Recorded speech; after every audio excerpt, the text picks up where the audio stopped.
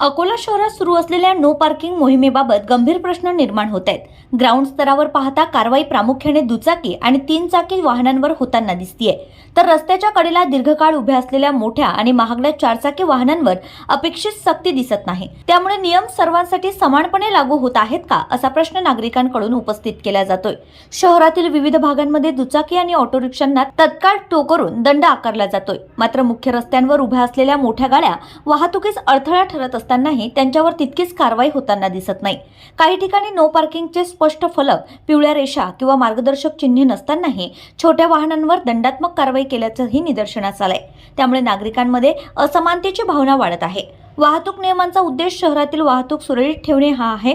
मात्र मोठ्या गाड्यांवर कमी आणि छोट्या वाहनांवर जास्त कारवाई होत असल्याची धारणा निर्माण होत असल्याने वाहतूक विभागाच्या कार्यपद्धतीवर प्रश्नचिन्ह निर्माण झालंय.